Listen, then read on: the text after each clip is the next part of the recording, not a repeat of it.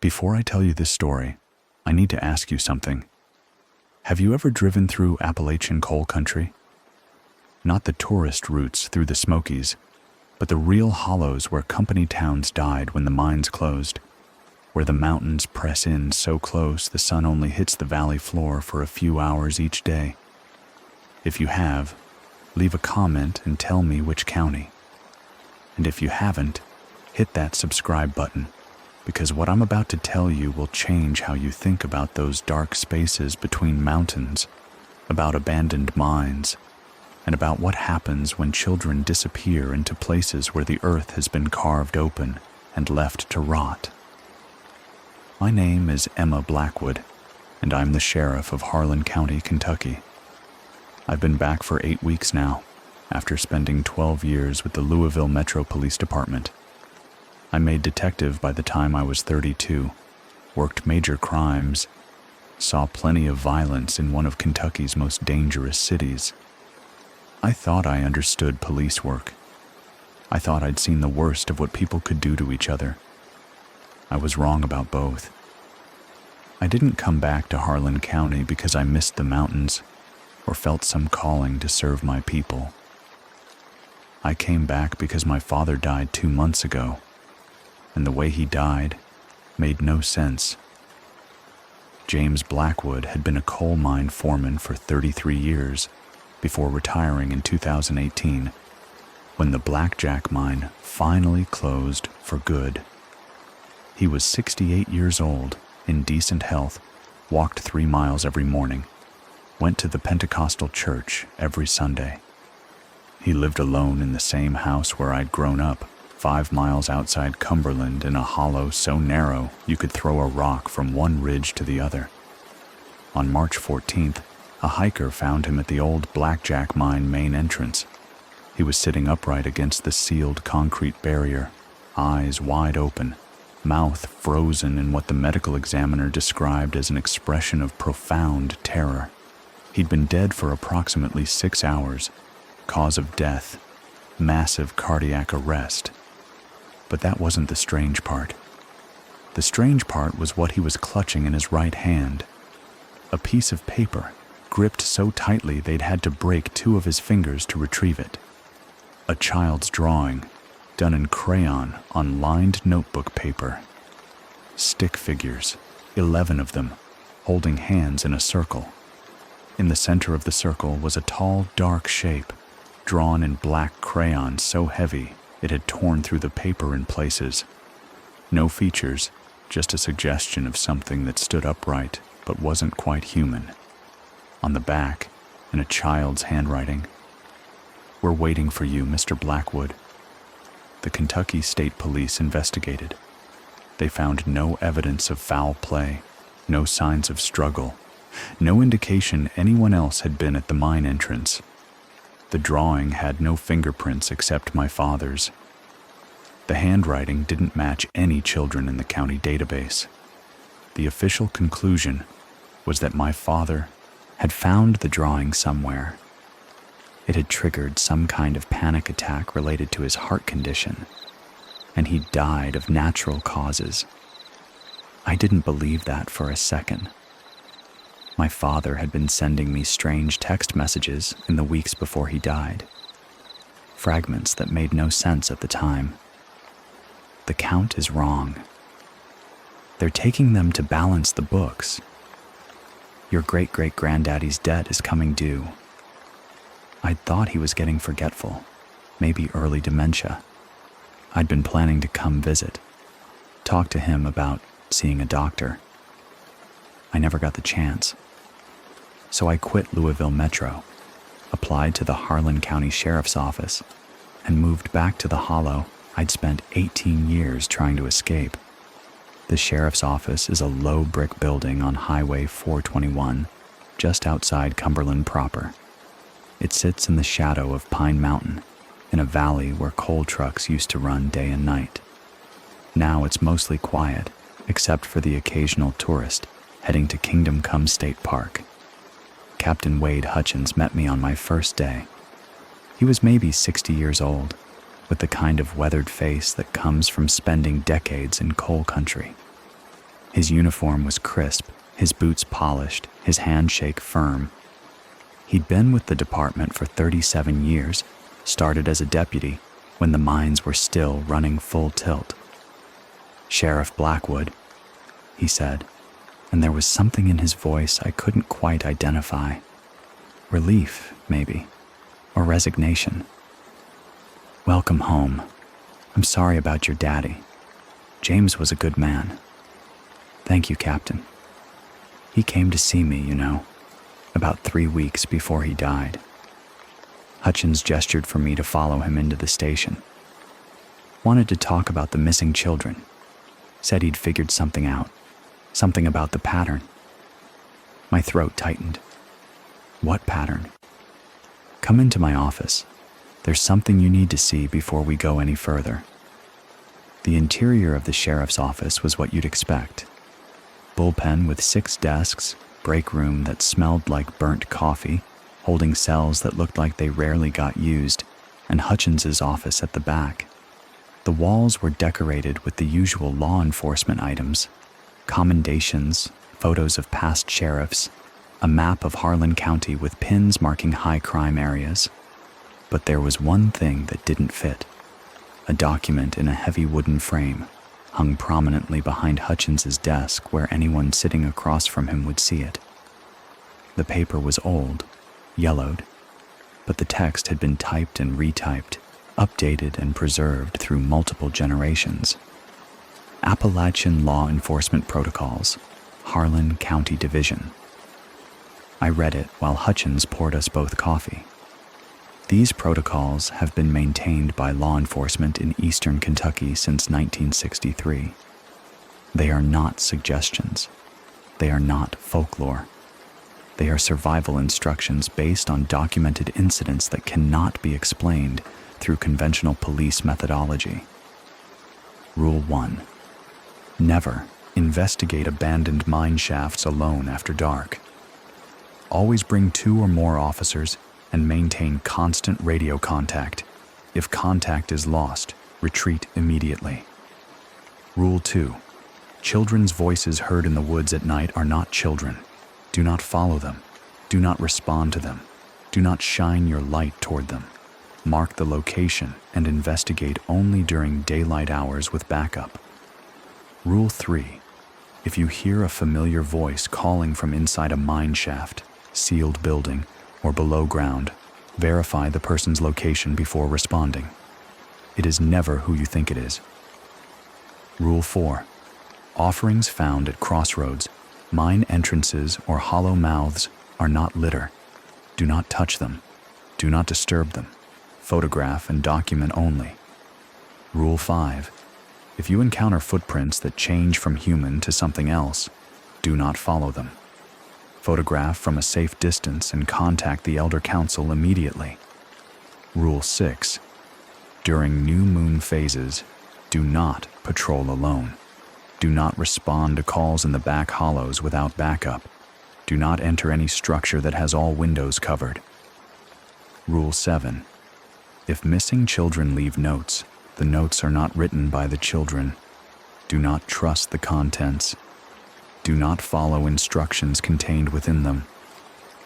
I read through the list twice, then looked at Captain Hutchins. He was watching me with an expression I couldn't quite read. "Is this some kind of hazing?" I asked. "Testing the new sheriff with local superstitions?" "That's what your daddy said when he first saw it, 35 years ago. He was a foreman, not law enforcement. But I showed it to him anyway because his crews kept reporting strange things around the old deep mines." He laughed, called it Appalachian bullshit meant to keep people scared. Hutchins sipped his coffee. Then the Blackjack disaster happened in '67, and he stopped laughing. The Blackjack disaster was a cave-in. 43 men died. Structural failure of the main shaft. That's the official story. The one the mining company put in their report, the one that kept them from getting sued into oblivion. He pulled a folder from his desk drawer. This is the unofficial story, The one your daddy carried for the rest of his life. Inside the folder were photocopied incident reports, handwritten notes, and newspaper clippings. I recognized my father's handwriting on many of the notes. 43 men went down that shaft on October 16, 1967. 37 came up. The company said it was a cave-in, that the remaining 6 were trapped and died before rescue teams could reach them. But the survivors told a different story. They said the mine had been wrong for weeks. Noises from the deep shafts, tools disappearing, men claiming they saw children playing near the coal face, hundreds of feet underground where no children should be. I felt cold despite the warm office. What does this have to do with the protocols? Your great-great-grandfather was the mine supervisor during the Blackjack disaster. He's the one who made the choice about which men stayed on the coal face and which men were pulled up early that day. 43 men were down there when the supports failed. Your great-great-grandfather had tried to pull everyone up, but the company overruled him, said production quotas had to be met, so he chose. Saved 37, lost 6 in the initial collapse. Then things got worse. Hutchins pulled out a black and white photograph. It showed the mine entrance, and in the foreground, a group of men covered in coal dust, their faces hollow with shock. The rescue team found something when they finally broke through 3 days later. The 6 men who'd been trapped weren't at the collapse site. They were deeper in, near the old 1890 shafts that were supposed to be sealed off. And they weren't alone. Captain, I don't... Humor me, Sheriff. I knew your daddy for 35 years. I watched what this knowledge did to him. And I watched him die trying to figure out what was happening now, trying to end it. He met my eyes. 11 children have disappeared in Harlan County in the past 18 months. All of them lived within 5 miles of an abandoned mine entrance.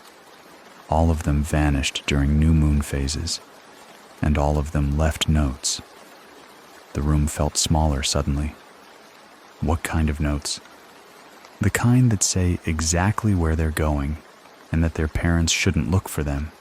The kind that are too perfectly written for a 6-year-old or an 8-year-old or a 10-year-old. The kind that follow the same pattern every single time. He slid another folder across the desk. Read them, then tell me this is just Appalachian folklore. Before I could respond, there was a knock on the door. A young deputy stuck his head in. Captain, Sheriff Blackwood, this is Deputy Marcus Shepard. He'll be your second in command. The man who entered was maybe 28, with the build of someone who'd grown up doing hard physical work. His uniform was immaculate, his expression friendly but cautious. He had the kind of face that made people trust him, open and honest. Sheriff, he said, shaking my hand. His grip was firm, his calluses speaking to years of work outside law enforcement. Welcome to Harlan County. I'm sorry about your father. He was good people. You knew him. My granddaddy worked under him at Blackjack back in the day. Your daddy pulled him up early that day in '67, saved his life. Marcus glanced at Captain Hutchins. You told her about the protocols? Just showed her. And? She thinks it's folklore. Marcus pulled out his phone and brought up a photo. I took this 3 weeks ago at the old Martin's Fork mine entrance. Missing child case, 7-year-old boy named Caleb Hensley. He'd been gone for 2 days. His parents found a note under his pillow that said, I'm going to play with the others. They're waiting in the deep places. Don't look for me. He handed me the phone. The photo showed footprints in red clay soil. They started at the mine entrance, small bare feet, the kind a child might make. Clear toes, normal stride, about the right size for a 7-year-old boy. Then, over the course of maybe 15 feet, they changed. The foot became longer. The toes elongated. The stride widened. The prints pressed deeper into the clay, as if whatever was making them was growing heavier. By the end of the sequence, the prints weren't human anymore. Too many joints in the toes. The arch bent wrong. The heel had split into something that looked more like a hoof. Then, 20 feet further, they transitioned back to human child prints and continued into the mine shaft. I examined the photo closely, looking for signs of tampering, looking for a rational explanation. The lighting was consistent. The shadows fell correctly. The clay around the prints showed natural erosion patterns. If this was a hoax, it was extremely sophisticated. This could be two separate sets of prints that happened to overlap, I said, but my voice lacked conviction. Could be, Marcus agreed, except I found the same pattern at 3 different mine sites. Same transition, same direction. Always child prints going in, changing to something else, then back to child prints going deeper underground. He took his phone back. I also found this. He pulled up another photo. This one showed a piece of notebook paper pinned to a tree near a mine entrance. The handwriting was perfect, too perfect, the kind you see in old penmanship books. We're playing a game in the deep places. 43 players needed. 11 have joined us. 32 more to go. The debt must balance. The books must be settled. Tell Mr. Blackwood his time is coming. My hands started shaking. When was this found? 4 days before your father died. The office felt too small, too warm. I set the coffee down before I spilled it. How many children are currently missing? Captain Hutchins and Marcus exchanged a look. 11, Hutchins said quietly. 11 children in 18 months, all between the ages of 6 and 10. All disappeared during new moon phases, all from families living near abandoned mine entrances, and all of them left notes telling their parents not to look for them, that they were going to play with the others, that it wouldn't hurt. Jesus Christ.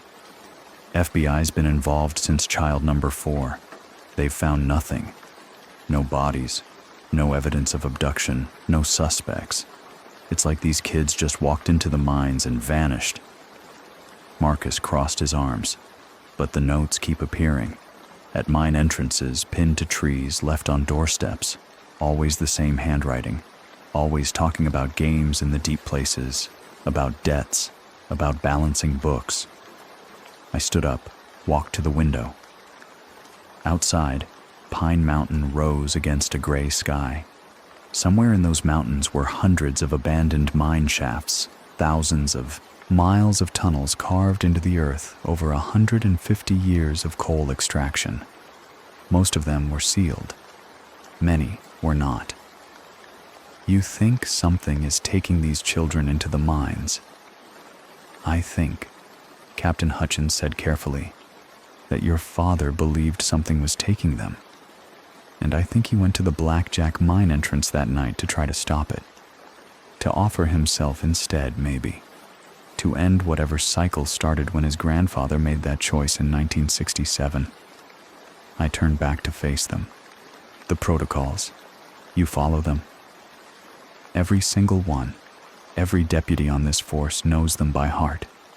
We've had 3 close calls in the past year.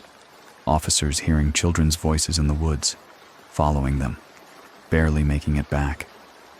One deputy quit after he responded to a call at an abandoned mine near Evarts. He went in alone, said he heard his daughter calling for help. Spent 6 hours down there before we found him. Wouldn't talk about what he saw. Resigned the next day and moved to Lexington. Marcus nodded. The protocols aren't suggestions, Sheriff. They're survival instructions. I know it sounds like superstition. I know it goes against everything you learned in Louisville. But out here, in these hollows, near these old mines, the rules are different. I looked at the framed protocols again. 7 rules that seemed impossible, supernatural, Ridiculous. 7 rules that my father had apparently taken seriously enough to get himself killed over. "What do you need from me?" I asked finally. "Believe us," Hutchins said, "or at least keep an open mind until you see for yourself." "Because you will see, Sheriff. Your name is Blackwood. Your blood runs back to the Blackjack disaster. Whatever is taking these children, it knows you're here, and sooner or later, it's going to reach out." My radio crackled. Dispatch, female voice, professional, but with an edge of urgency underneath. "All units, we have a welfare check requested at 417 Caudle Hollow Road in Lynch. Parents report their 8-year-old daughter didn't come down for breakfast. Bedroom window was found open. A note was left on the pillow." Marcus was already moving toward the door. Captain Hutchins stood, his expression grim. "Your first call," he said to me. "Remember the protocols, Sheriff, especially rules 2 and 7. Children's voices aren't children, and the notes aren't written by kids." I grabbed my duty belt, my radio, my service weapon. 12 years with Louisville Metro had prepared me for a lot of things. Domestic violence calls, armed robberies, homicides, drug raids. But as I followed Marcus out to the patrol vehicles, as the mountains pressed in close and the sky turned the color of old coal slag, I had the distinct feeling that nothing in my training had prepared me for what was waiting in these hollows. Nothing at all. The drive to Lynch took 23 minutes on winding mountain roads that hadn't been properly maintained since the coal economy collapsed. Marcus drove, his patrol vehicle taking the curves with practiced ease while I studied the case files on my laptop. 11 missing children. 11 notes. 11 families destroyed by grief and unanswered questions. Lynch itself was a ghost of what it once was.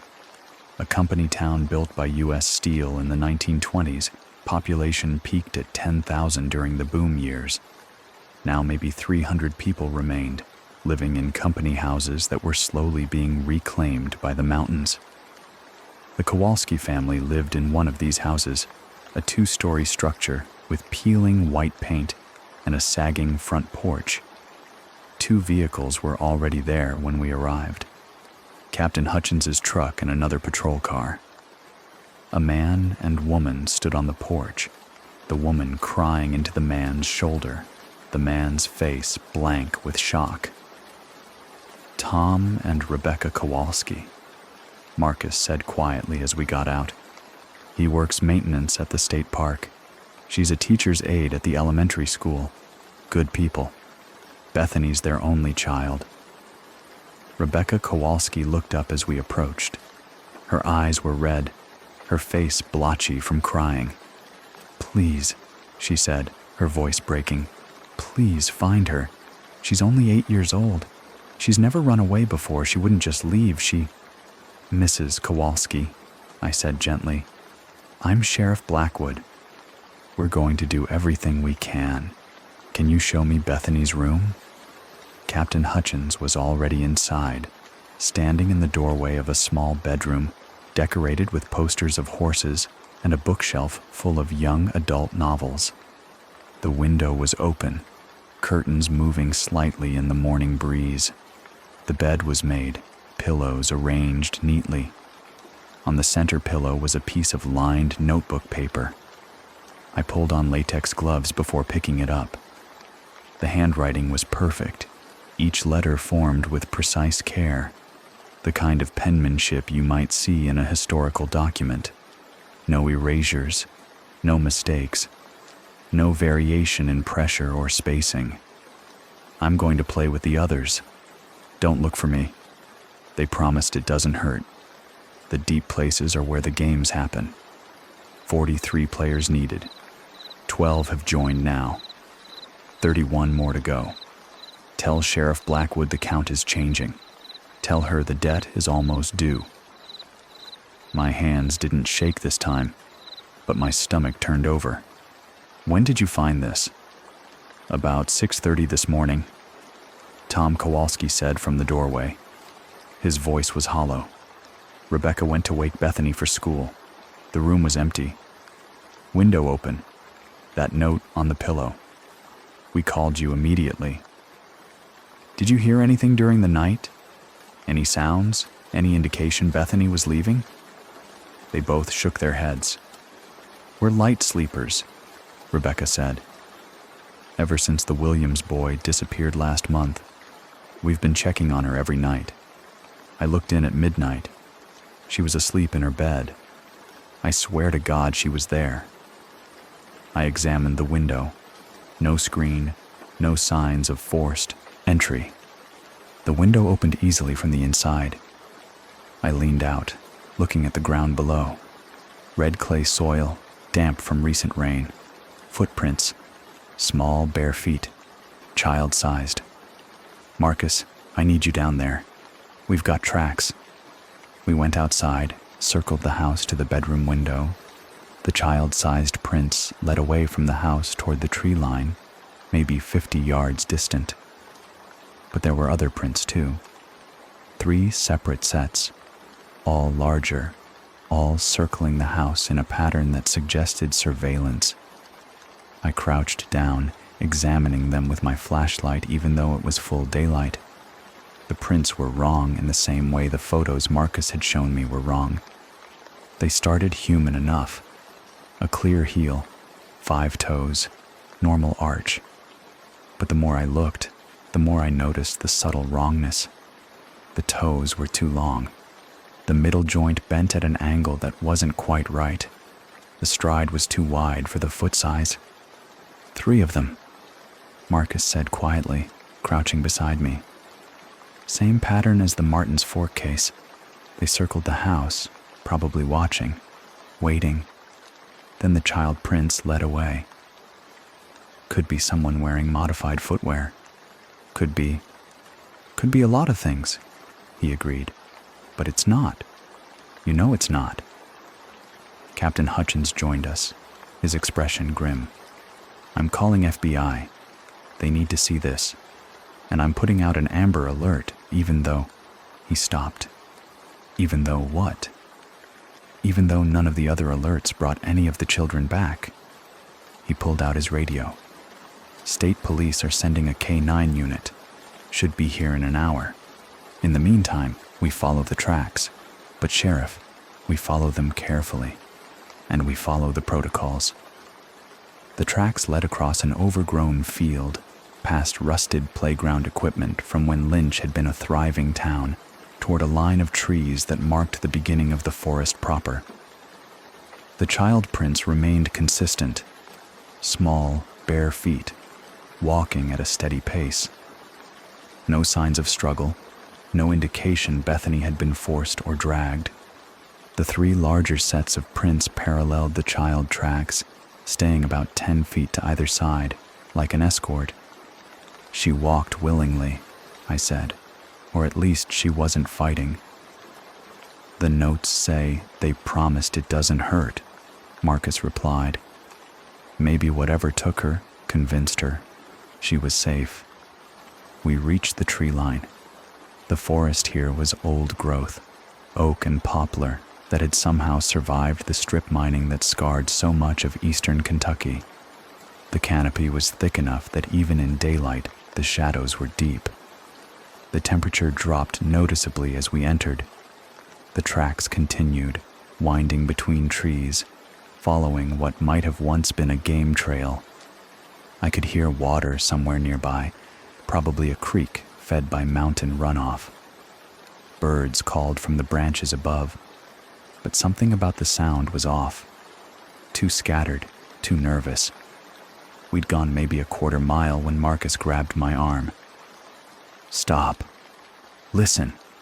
At first I heard nothing but the wind in the trees and the distant creek. Then, faint but unmistakable, a child's voice singing. Ring around the rosy, pocket full of posies, ashes, ashes, we all fall down. The voice came from our left, maybe 50 yards away, high and sweet and perfectly in tune. Then a second voice joined in, From our right, same distance. Same song, same pitch, singing in perfect harmony with the first. Then a third voice, from directly ahead, completing the chorus. Ring around the rosy, pocket full of posies, ashes, ashes, we all fall down. Protocol 2. Children's voices heard in the woods at night are not children. Do not follow them. Do not respond to them. Do not shine your light toward them. Mark the location and investigate only during daylight hours with backup. But it wasn't night. It was 9:17 in the morning. Marcus, I said quietly, is this? We need to leave, now. His hand was on his service weapon, his face pale. Rule 2 doesn't say night. It says woods at night. But the rule applies any time you hear children's voices in patterns like this. 3 directions, same song, same time. That's not natural. But Bethany? Sheriff, please. I've seen what happens when people don't listen. The singing continued, all 3 voices now repeating the song in an endless loop. The words were wrong somehow, the emphasis falling on strange syllables. Ring around the rosy, pocket full of posies, ashes, ashes, we all fall down. Captain Hutchins's voice crackled over the radio. All units, be advised. The K9 unit has arrived. They're refusing to track. All 3 dogs are displaying signs of extreme distress and will not enter the tree line. Repeat, K9 unit is unable to proceed. I looked at Marcus.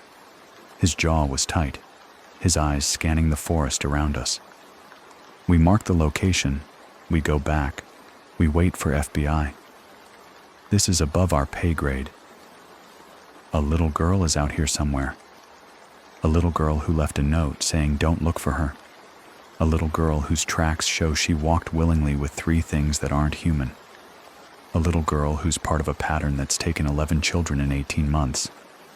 His voice was firm, but not unkind. You can't save her if you're dead, Sheriff. And whatever is singing those songs, it's not trying to help us find Bethany. It's trying to lead us deeper. The singing grew louder, all 3 voices now calling in unison. Come play with us. Come down to the deep places. The games are waiting. The count must balance. I felt a pull, an almost physical urge to follow those voices, to find the children who were singing. It would be so easy to just walk toward them, to see what they wanted to show us. Marcus's hand on my shoulder broke the spell. Sheriff, we're leaving. Now. We backed out of the forest, keeping our eyes on the tree line, our hands near our weapons. The singing followed us, growing fainter but never stopping entirely. By the time we reached the field, I was sweating despite the cool morning air. Captain Hutchins met us at the patrol vehicles. FBI team is en route from Lexington. ETA 3 hours. State police are setting up a perimeter. No one enters those woods until we have full support. He looked at me. You okay? I heard them. 3 voices, singing, calling us to come play. Rule 2 exists for a reason. We've lost officers who followed those voices. They come back changed, if they come back at all. The rest of the day was a blur of coordination. FBI arrived, set up their mobile command center, brought in thermal imaging drones and ground-penetrating radar. They found nothing. No heat signatures, no underground voids, no sign of Bethany Kowalski or any other missing children. By 6 p.m., I was back at my father's house, exhausted and frustrated. The house was exactly as he'd left it. His coffee cup still in the sink, his reading glasses on the side table, his boots by the door.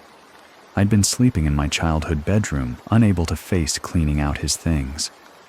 I made dinner, canned soup and crackers, and tried to review the case files. 11 children, 11 notes, all the same handwriting, all mentioning deep places, games, counting toward 43.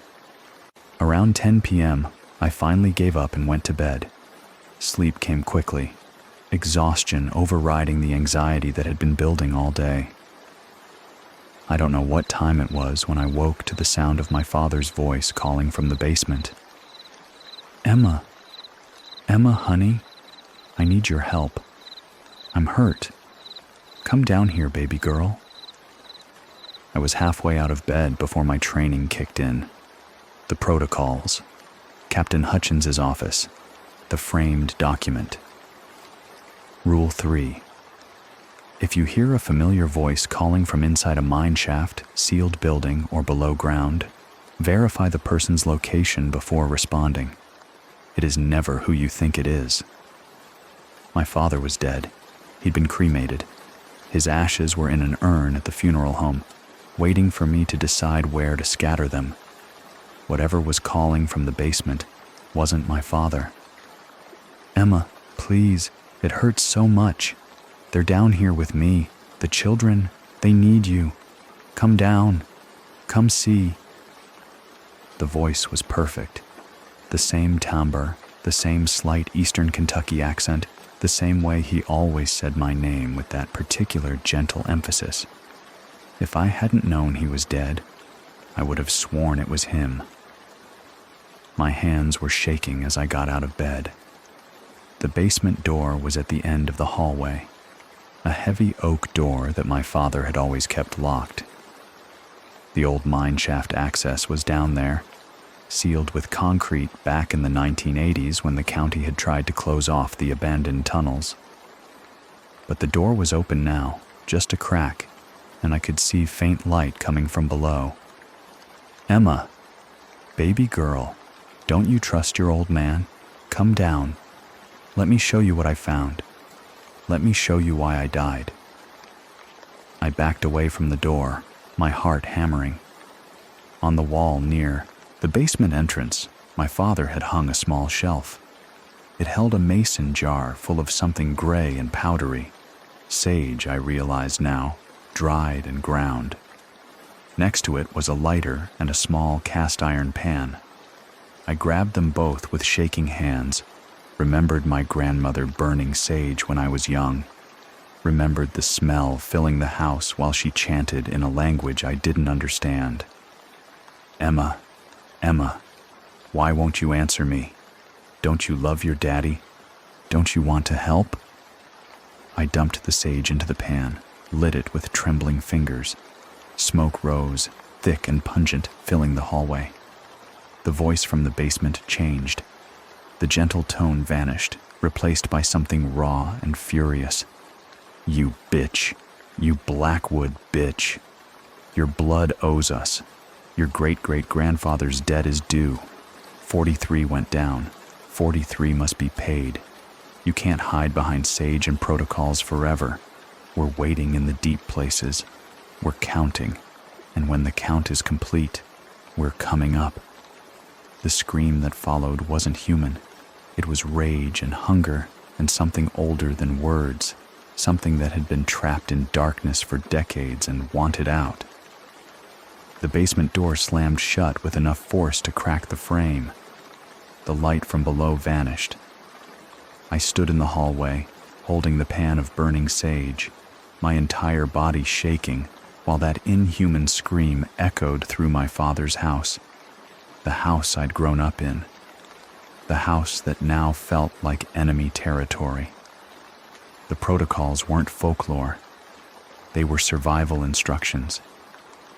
And I was beginning to understand why my father had died clutching that drawing, why he'd gone to the mine entrance alone, why his last texts had been about debts and balances and counts. Whatever was taking the children, it knew my name, it knew my bloodline, and it was waiting for me to make a mistake. I didn't sleep the rest of that night. I sat in my father's living room with every light on, the pan of sage still smoldering, my service weapon on the coffee table within reach. Every creak of the old house made me jump. Every whisper of wind through the trees outside sounded like voices calling my name. At 5 a.m., I gave up on the pretense of rest and drove back to the station. The building was empty except for the night dispatcher, a woman in her 60s named Carol, who'd been with the department for 30 years. She took one look at my face and poured me coffee without asking. "Rough night?" "You could say that. Your daddy used to come in looking like that sometimes, especially toward the end." She handed me the cup. "He was trying to figure something out, something about patterns and numbers. Used to spend hours with the old case files." "Where are those files now?" "Evidence room. Captain Hutchins has the key." I waited until 6:30 when Hutchins usually arrived, then met him at the door. He took one look at me and said, "You heard it, didn't you? The voice from the basement." "How did you know?" "Because your daddy told me it happened to him too, 3 days before he died." He unlocked his office. "Come on, I'll show you what he was working on." The evidence room was a converted storage closet lined with metal shelves holding decades of case files. Hutchins pulled down 3 cardboard boxes, all labeled in my father's handwriting. Missing persons, pattern analysis. He started compiling this about 2 months before he died, cross-referenced every missing child case in Harlan County, going back 50 years with mine locations, family genealogies, and lunar cycles. I opened the first box. Inside were photocopied police reports, handwritten notes, maps marked with colored pins, and astronomical charts showing moon phases. My father's handwriting covered everything. Notes in the margins, connections drawn with red ink, questions circled and underlined. "New moon," I read aloud from one of his notes. "Every disappearance happens during new moon phase, darkest night, when you can't see what's coming." "Keep reading," Hutchins said quietly. I pulled out a map of Harlan County. 11 red pins marked locations. Around each pin, my father had drawn a circle with a 5-mile radius. Inside each circle was a notation: Blackjack Mine Shaft 3, Blackjack Mine Shaft 7, Blackjack Mine Main Entrance. All 11 missing children had lived within 5 miles of an abandoned Blackjack Mine entrance. The Blackjack disaster happened in October 1967, I said slowly. 43 men were working the deep shafts when the supports failed. 43 men went down. 6 died in the initial collapse. Rescue teams spent 3 days trying to reach them. When they finally broke through, they found something that wasn't in any of the official reports. Hutchins pulled out a yellowed folder marked "Confidential, not for public release." Inside were witness statements from the rescue team, all stamped with a coal company logo and dated October 19th, 1967. I read the first one, given by a rescue foreman named Jack Tolliver. "We found the 6 men near the old 1890 shaft, about 200 feet deeper than they should have been. They weren't alone. There were children down there with them. At least, that's what we thought at first. Small figures, child-sized, standing in a circle around the bodies.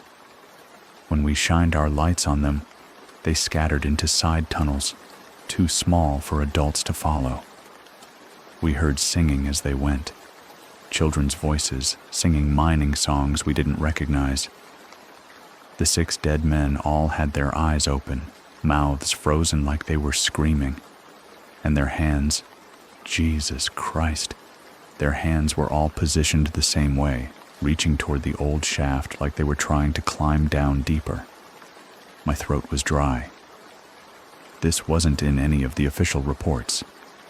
The coal company buried it, paid off everyone who saw it, threatened lawsuits, made sure the official cause was structural failure and nothing else. They couldn't have rumors about haunted mines affecting property values or company reputation. Hutchins pulled out another document. But your great-great-grandfather, Samuel Blackwood, he kept his own records. He was the mine supervisor. the one who chose which men stayed on the coalface that day and which men were pulled up early. The document was a personal journal, the entries written in a cramped, desperate hand. I read the final entry, dated October 22nd, 1967. I made the choice the company demanded, production quotas over safety. 43 men stayed down to meet the numbers. I tried to argue, tried to get them all pulled up, but the company overruled me. Said if I didn't comply, I'd be replaced and my family would lose everything. So I chose. I picked which men had families, which men had children who needed their fathers, which men were young enough to have futures ahead of them. 37 came up. 6 stayed down forever. But it wasn't just 6. When the rescue team went down, they found something ancient down there, something that had been sleeping in the deep shafts since before the mines were dug, something that woke up when the supports failed and the darkness came rushing back in. The children down there weren't human. They were something older, something that feeds on guilt and debt and the weight of choices that destroy lives. They took those 6 men, and now they're waiting, counting. 43 men went down because of my choice. 43 debts must be paid. I can feel it in my blood. I can hear them singing in my dreams. My children will hear them, my grandchildren, my great-grandchildren. The debt passes down through blood until it's satisfied. My hands were shaking.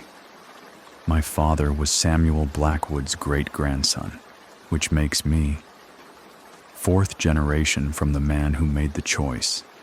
Hutchins finished. The debt has been waiting a long time, Sheriff. And according to your daddy's research, it's almost ready to collect in full. I looked at the map again. 11 red pins. 43 men. 11 children taken. 32 more to go. Your daddy figured it out about 3 weeks before he died. The notes the children leave, they're not just about games and deep places. They're about balancing the books. 43 debts. 43 innocents taken to match 43 men who died because of a choice your ancestor made. Hutchins's voice was heavy. He went to the mine entrance that night to try to stop it, to offer himself as payment, to end the cycle. But his blood wasn't the right blood. He wasn't the direct line supervisor, wasn't the one who made the choice. He was just trying to protect you. I felt like the floor had dropped out from under me. You're saying this thing, whatever it is, it's going to keep taking children until it reaches 43. And it's targeting me because of who my great-great-grandfather was. I'm saying your daddy believed that. And I'm saying everything he predicted has come true. The children disappearing during new moons. The notes mentioning counting and debts. The voices calling from the deep places. He closed the files. I'm also saying there's someone who might be able to help you. Someone who knows the old ways, who understands what we're dealing with. Who? Mama Jean Tolliver. She's 87 years old, last living daughter of Jack Tolliver, the rescue foreman who gave that witness statement. Her family has been keeping watch on the blackjack sites for 3 generations, maintaining boundaries, performing ceremonies to keep what's down there from coming all the way up. You're talking about magic, about rituals, and I'm talking about survival. Hutchins cut me off. Modern law enforcement can't solve this. The FBI can't find these children because they're not looking in the right places, not asking the right questions. But the old ways, the knowledge that's been passed down through families who've lived in these mountains for 200 years, that might give you a chance. He met my eyes. Your daddy learned this the hard way. You don't have time to make the same mistakes. Mama Jean lives up on Kingdom Come Mountain. I'll take you there today. The drive took an hour, winding up narrow roads that were barely maintained, past trailers and cabins that clung to the mountainside like they were afraid of falling off. The forest here was dense, old growth that had somehow survived the logging and mining that stripped so much of eastern Kentucky bare. Mama Jean's cabin sat at the end of a dirt road that my patrol vehicle barely fit down. It was old, pre-Civil War construction, built from hand-hewn logs that had weathered to the color of iron. Smoke rose from a stone chimney. Gardens surrounded the cabin, vegetables and herbs I didn't recognize, arranged in patterns that looked almost geometric. A woman sat on the porch in a rocking chair, so old and weathered, she almost seemed part of the landscape.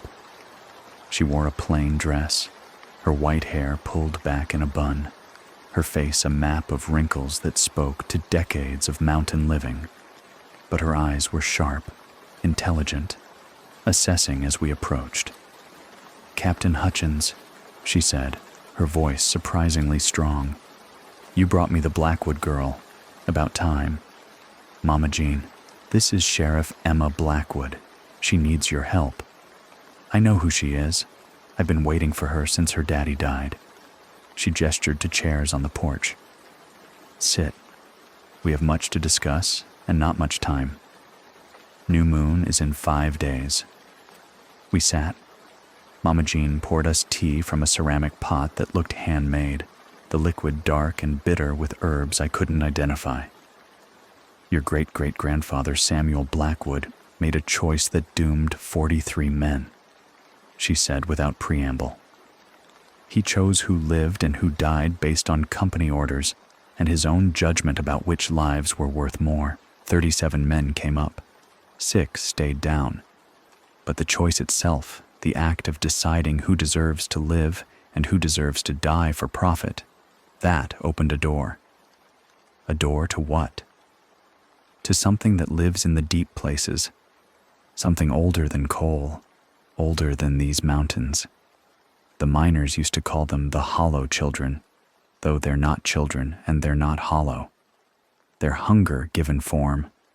They feed on guilt, on unpaid debts, on the weight of terrible choices. She sipped her tea.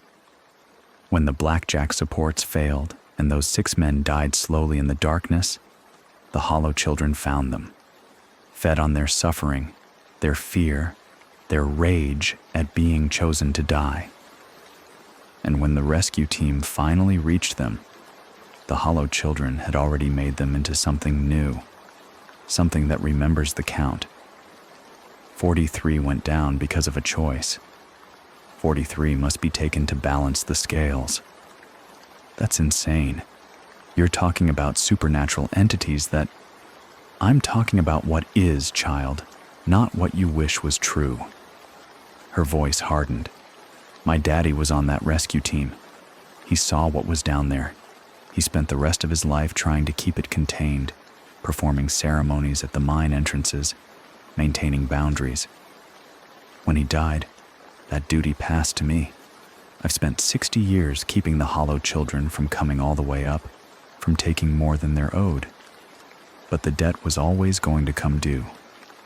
And when it does, it calls the bloodline that made the choice. My father. And now you. You're 4th generation, Emma. The debt has ripened. The hollow children are calling in their collection, and they're using people who've been touched by mining tragedy to help them do it. What do you mean, using people? The grief, the rage, the guilt of those who've lost loved ones to the mines. The hollow children can shape that, guide it, make bargains with the desperate. She stood, moved to the edge of the porch. There are 3 people in Harlan County right now who've been touched. 3 people who've made deals with what lives in the deep places. They're the ones marking the children, luring them, delivering them to the mine entrances during new moons. They think they're correcting past wrongs, balancing cosmic scales, bringing justice to the mining companies that destroyed so many lives. But they're just tools, and when the count reaches 43, the hollow children will come up, all the way up, and they'll feed on every descendant of every man who came up from that mine alive. My tea had gone cold in my hands. How do I stop it? You can't stop it. The debt exists, 43 for 43. But you can face it properly, with the old protections, with knowledge of the binding words, with a chance to negotiate. She went inside the cabin, returned with a small leather pouch. This is a protection bundle. Coal dust from the original blackjack shaft, blessed with prayers older than Christianity, iron nails forged before the mining disaster, salt made from the tears of miners' widows. Wear it always. Never take it off.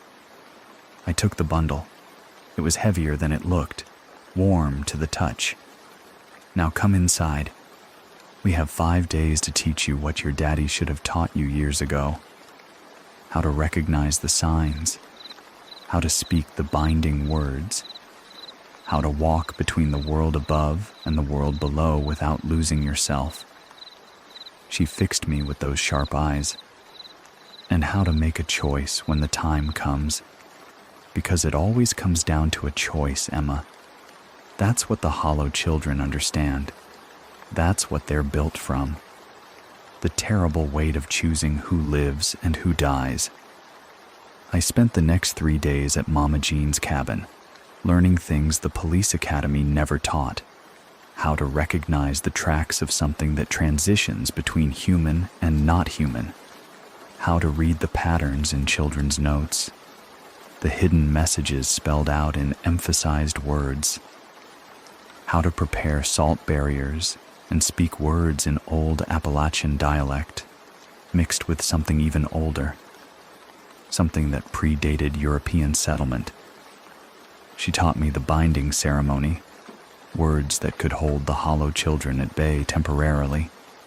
She taught me how to read the signs of their influence, the too perfect handwriting, the synchronized movements, the songs sung from multiple directions. She taught me that the deep places weren't just physical locations, but states of being, doorways that opened in moments of terrible choice. On the 3rd day, I returned to the station with my protection bundle around my neck and knowledge that felt both ancient and newly learned burning in my mind. Marcus took one look at me and said, "You went to see Mama Jean." "How did you know?" "You have the look." My grandmother had it too. The weight of understanding what's really out there. He handed me a folder. While you were gone, I kept investigating. Found 3 people who fit the pattern of being influenced by the hollow children. The folder contained background checks, surveillance photos, and witness statements. 3 people, all connected to mining tragedies, all showing signs of behavioral changes in the past 2 years. Dorothy Kearns, 43, elementary school teacher, lost her 9-year-old son Tyler in a mine accident 5 years ago when he and 2 friends snuck into an abandoned shaft on a dare. Tyler's body was never recovered. Dorothy had taken a leave of absence from teaching 2 years ago, returned, changed, quieter, more focused. Several parents reported she'd started telling their children strange stories about games in deep places. Raymond Pike, 56, former mining engineer for Blackjack Coal Company, worked on mine safety systems until the company went bankrupt in 2012. Became obsessed with correcting past mistakes, according to his ex-wife. Multiple complaints filed about him trespassing on sealed mine properties. A storage unit rented under his name, containing unknown materials. Sarah Beth Goins, 31, social worker with Child Protective Services. Family line connected directly to 3 men who died in the Blackjack disaster.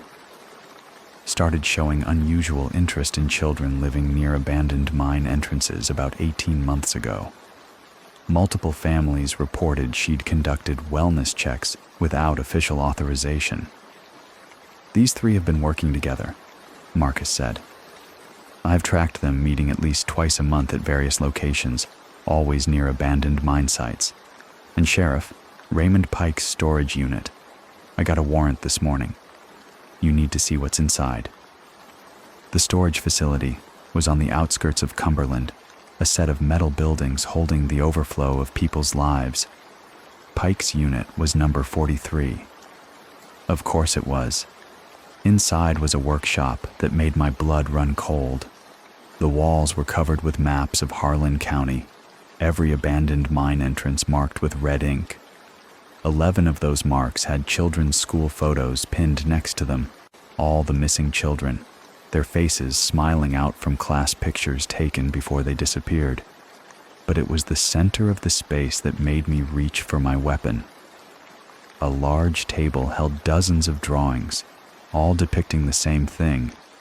A tall figure, impossibly thin, with limbs that bent at wrong angles, and a face that was almost human, but stretched, distorted. In every drawing, the figure stood at the center of a circle of children who held hands around it. And beneath the table, arranged in precise rows, were 43 small handmade dolls, each one labeled with a name and date. 11 of them matched the missing children. The other 32 were labeled with names and dates in the future, ending with Emma Blackwood, New Moon, Final Count. Jesus Christ, Marcus whispered. He's planning it, all of it.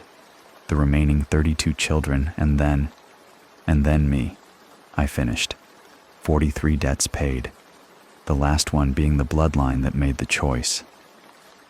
We were documenting the evidence, photographing everything, when my radio crackled. Dispatch. Urgent. All units. We have a walk-in at the station. Dorothy Kearns is here asking to speak with Sheriff Blackwood. She says it's urgent. She says the count is almost complete, and the sheriff needs to understand what comes next. Marcus and I looked at each other. It's a trap, he said. Maybe. But she's at the station, in public, with witnesses. Let's hear what she has to say. The drive back took 15 minutes.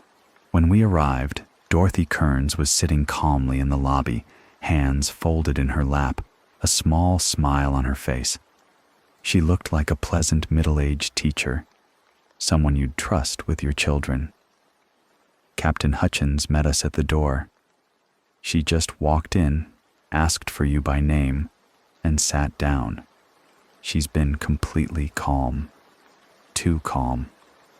I approached her slowly, one hand near my weapon, the protection bundle warm against my chest. Mrs. Kearns, I'm Sheriff Blackwood. You wanted to speak with me? She looked up, and her smile widened. Her eyes were wrong. Too dark, pupils too large, like looking into deep shafts that went down forever. Your daddy understood in the end, she said, her voice pleasant and conversational. He knew the children had to go down so others could come up. He knew the debt was real, that the count must be completed. He tried to substitute himself, but it doesn't work that way. The numbers are specific. The bloodline is specific. 43 went down because Samuel Blackwood chose. 43 must be taken to balance what was lost. Where are the children? Where they need to be, learning the games, understanding the deep places. They're not suffering, Sheriff.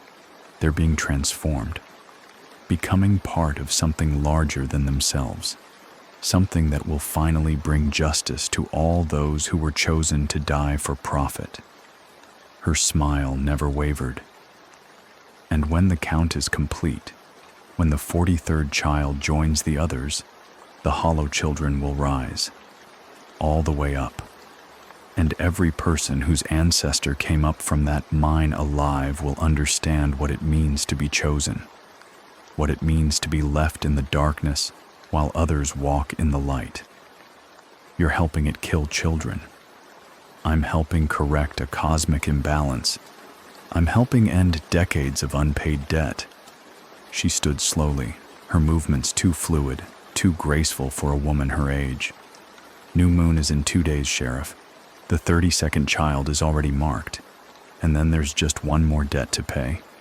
One more Blackwood to take down into the deep places.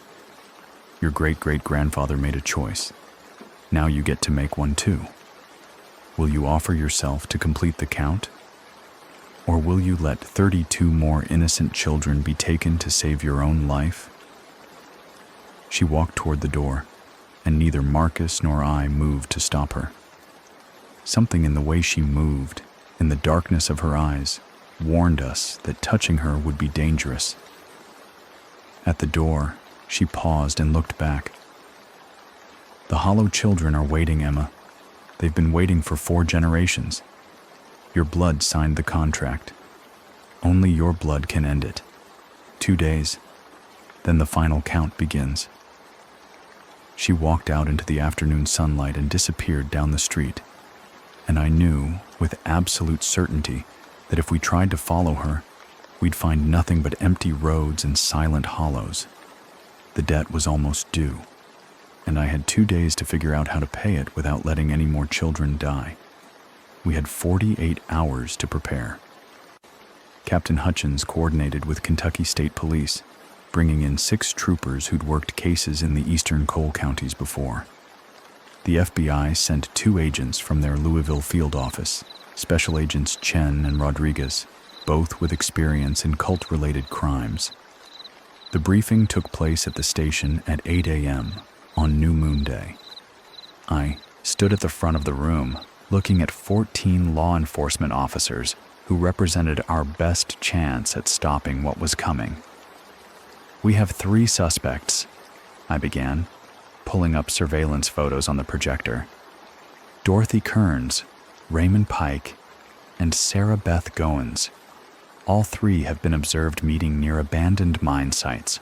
All 3 have connections to mining tragedies, and all 3 have shown behavioral changes consistent with..."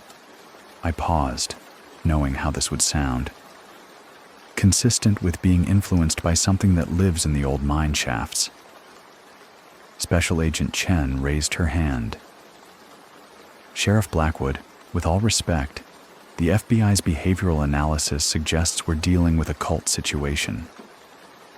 Shared delusion, group psychosis possibly triggered by environmental factors like toxic exposure to mining chemicals. These aren't supernatural entities. They're disturbed individuals who've convinced themselves they're correcting historical wrongs." "Have you read the case files?" I asked. All 11 missing children, the identical handwriting in their notes, the footprints that transition from human to something else, the witness statements from officers who've heard children singing from multiple directions simultaneously. "I've read them, and I've seen similar patterns in other cult cases. The Hollow Children mythology is well documented in Appalachian folklore. It's not surprising that disturbed individuals would adopt those stories as justification for their actions." She crossed her arms. "We need to focus on conventional police work. Surveillance, arrest when probable cause is established, rescue operations following standard protocols."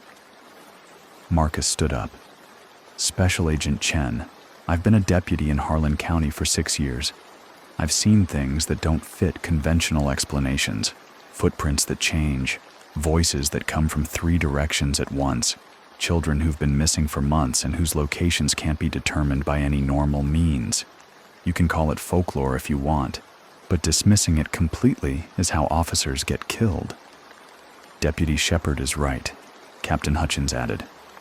"We have protocols for a reason. They're survival instructions based on decades of experience in these mountains. Every officer on this operation needs to know them." I distributed laminated cards with the 7 protocols. Agent Rodriguez read his with visible skepticism, but he didn't argue. Agent Chen set hers aside. "Here's what we know," I continued. "New moon is tonight. Based on the pattern, our suspects will attempt to take another child. We have surveillance teams on all 3 suspects, plus units positioned near the most likely mine entrances.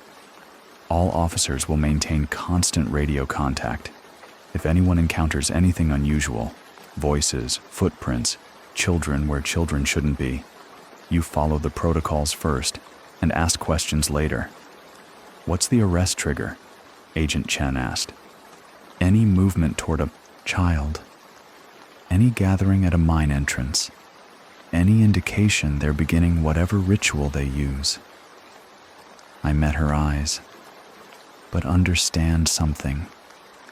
These people believe they're serving a higher purpose. They're not going to surrender easily. And if what they're trying to summon actually manifests..." "If what they're trying to summon manifests," Chen interrupted, "it's either shared hallucination or some kind of staged effect. Either way, standard law enforcement procedures apply." I didn't argue further. She'd learned soon enough. The surveillance began at 8 p.m. 3 teams, 1 on each suspect. Marcus and I took Dorothy Kearns, following her from her apartment complex on the edge of Cumberland. She drove a white Honda Civic, moving at exactly the speed limit, signaling every turn. A woman who looked completely normal going about a normal evening, except she was heading toward the old Blackjack Mine main entrance. "All units, suspect 1 is approaching the Blackjack site," I radioed. "Repeat, suspect 1 heading to Blackjack main entrance." State Police Trooper Williams responded. "Suspect 2 departing from his residence, also heading toward Blackjack. ETA 12 minutes. Agent Rodriguez. Suspect 3 just left work. Route suggests same destination." They were all converging, just like Raymond Pike's notes had predicted. The final preparation before taking the 32nd child. We followed Dorothy from half a mile back, lights off, using night vision to track her tail lights. The road to the Blackjack main entrance was barely maintained, winding through forest so dense the canopy blocked out the stars. The darkness here was absolute, prehistoric, the kind of darkness that made you understand why humans invented fire. Dorothy's car stopped at 11:33 p.m. We parked a quarter-mile back and approached on foot, weapons drawn, my protection bundle warm against my chest. Through my night vision scope, I could see Dorothy getting out of her car, moving toward the sealed concrete barrier that marked the main mine entrance.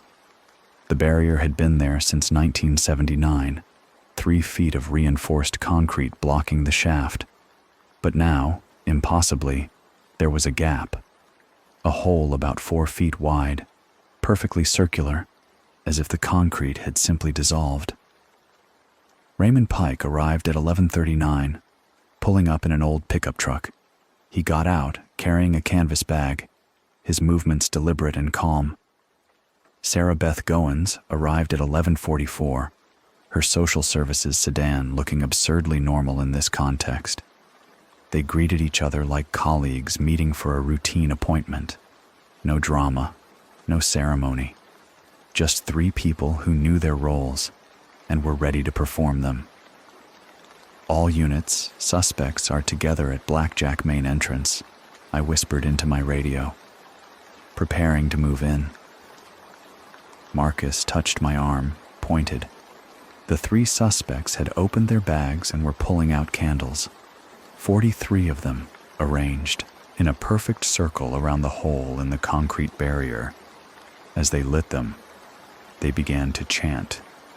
The words were Appalachian dialect at first, old mountain speech I could almost understand. But then it shifted, became something older.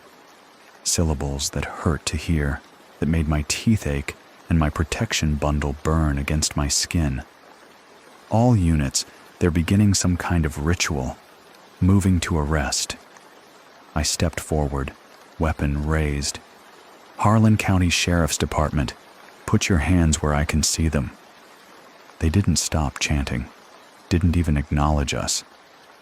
The candles burned brighter, their flames turning from yellow to blue, to something that wasn't quite any color I could name. Marcus was beside me, his weapon trained on Raymond Pike. Behind us, I heard other units moving into position, boots on leaves, the metallic click of weapons being readied. Then the thing started coming up from the mine shaft. I saw its hands first. Long fingers, too many joints, skin the color of a corpse left underground for decades. They gripped the edges of the hole, and the concrete cracked further under their touch. Then its head emerged, and I understood why the rescue team in 1967 had struggled to describe what they'd seen. It was tall, 9 feet at least, maybe more. Its body was impossibly thin, elongated like taffy pulled too far. Its skin was pale, almost translucent, showing the shadow of something beneath that might have been bones, or might have been the suggestion of mining tunnels.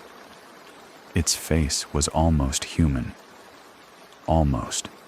The proportions were wrong, stretched vertically, the eyes too large and completely black, the mouth too wide and full of teeth that looked like coal. It wore clothes. That was the detail that made my gorge rise. A patchwork coat made from 43 different miners' uniforms, all stitched together with what looked like human hair. I could see name tags on the fabric, names I recognized from my father's research. The 6 men who died in the collapse, the 37 who came up alive. The entity stood fully upright, its head tilting at an angle that should have broken its neck, regarding us with those bottomless eyes.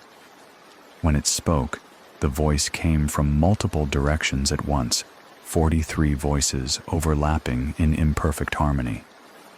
The Blackwood bloodline returns. The debt collector comes to witness the final count.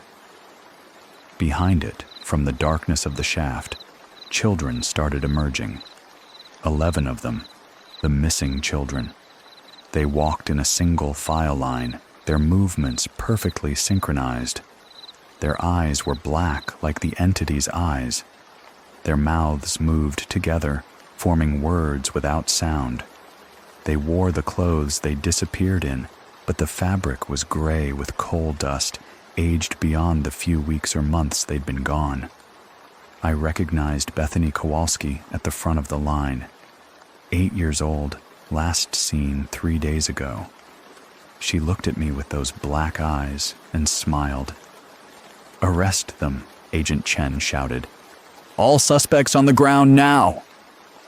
Dorothy Kearns, Raymond Pike, and Sarah Beth Goins stood and stepped back from the circle of candles. As one, they pointed at the entity and said, "The debt must be balanced. The count must be completed. Send them forth." The entity raised one impossible arm, and the 11 children scattered. They moved wrong. Too fast, joints bending at angles that should have been impossible.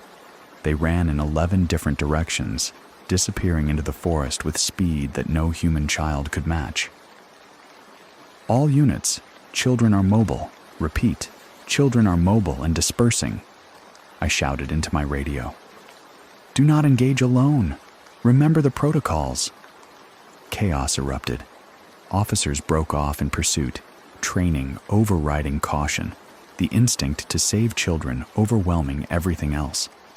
I heard engines starting, vehicles pulling out onto the access road. "Do not pursue alone," Captain Hutchins's voice over the radio. "Maintain 2-person teams minimum."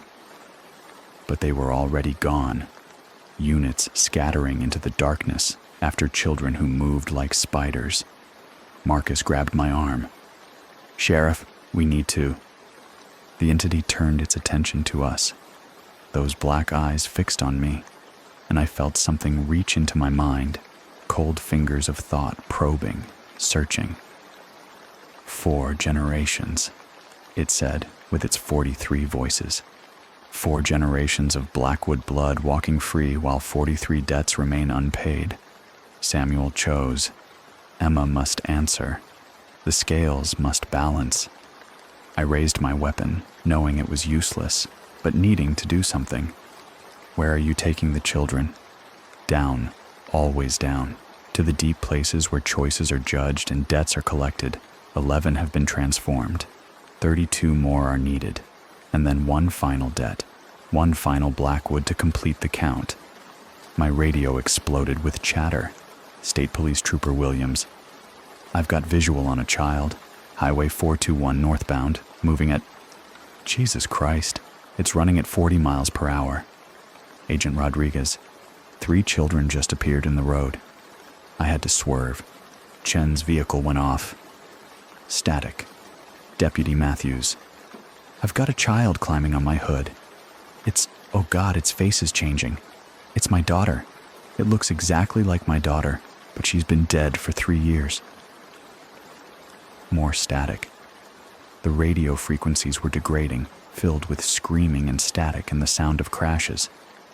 Through the chaos, I heard vehicles on Highway 421, engines revving to speeds that were suicidal on mountain roads. All units, break off pursuit, I shouted. Return to rally point. The children are not what they appear to be. But no one was listening anymore. The instinct to chase, to save, to protect was too strong, and the children were using that instinct against them. Marcus's radio crackled with Trooper Williams's voice, high and panicked. I'm at 85 miles per hour. Child is keeping pace. It's running alongside my vehicle, looking at me through the window. Its eyes are... A crash. The sound of metal tearing, glass shattering, then silence. Williams, report. I tried. Nothing. Deputy Torres came on. I've got multiple children in the road near the Comb Ridge turnoff. I'm braking, but... The sound of his vehicle leaving the pavement, crashing through brush. A sickening crunch of metal, then the gurgle of water. He'd gone into the creek. Torres! Deputy Torres, respond! Marcus was already running toward his patrol vehicle. That's half a mile from here. I can get there in... 3 children stepped out of the tree line in front of him.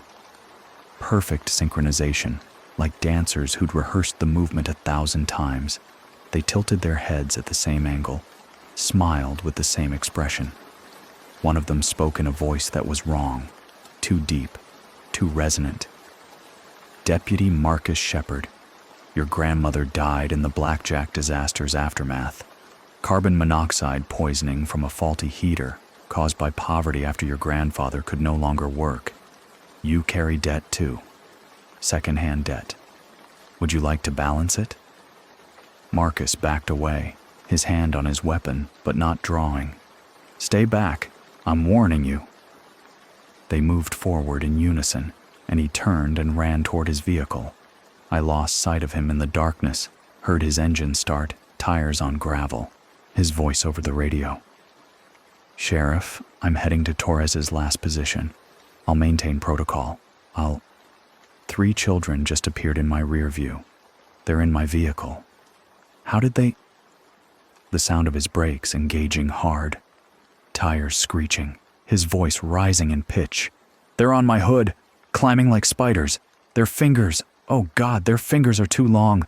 They're reaching for the windshield. Glass breaking, Marcus screaming, the radio cutting to static. Marcus! Marcus, respond! The entity that stood before me laughed with 43 voices. The debt spreads. The choices made by Samuel Blackwood affected more than just the men who died. Families lost fathers. Children grew up in poverty. Widows froze in winter. The ripples extend far beyond the initial 43. Everyone touched by that choice carries debt. Everyone will be collected. I heard sirens in the distance. More crashes. Officers calling for backup that wasn't coming, reporting impossible things, their voices degrading into static and screaming. Agent Chen's voice, professional composure completely shattered. Federal units, requesting immediate assistance. Officers down. Multiple officers down. They're not children. They're something else. We need... Her radio went dead. Captain Hutchins. All units, retreat to secondary rally point. Abandon pursuit. I repeat, abandon pursuit and regroup. But there was no regrouping.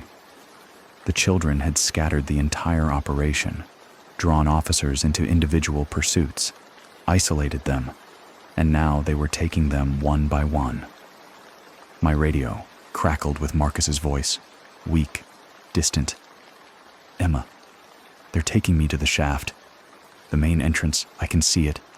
They're dragging me toward the hole. Emma, you have to... Static. Just static. I ran toward my vehicle, but Dorothy Kearns stepped into my path. Her eyes were black now too, her smile too wide. The deputy will make a good addition. 32 debts paid, 11 more to go. And then you, Sheriff Blackwood. Then the scales finally balance. I drove toward the main entrance, my hands shaking on the wheel, my radio giving me nothing but fragments. An officer weeping, saying he'd just shot his own partner because the partner's face kept changing, kept becoming the face of the men who died in '67. Another officer reporting that his vehicle was surrounded by children who were singing mining songs in perfect harmony. A state trooper screaming that the children had him, that they were pulling him toward a mine shaft near Combe Ridge, that he could see Marcus down in the darkness, webbed in something that looked like mining cable. I reached the Blackjack main entrance to find it empty. The candles were still burning, but the entity was gone. The 3 suspects were gone. The hole in the concrete barrier was larger now, wide enough for a person to walk through. From deep within the shaft, I heard singing. Children's voices in perfect harmony, singing an old mining song I recognized from my father's records.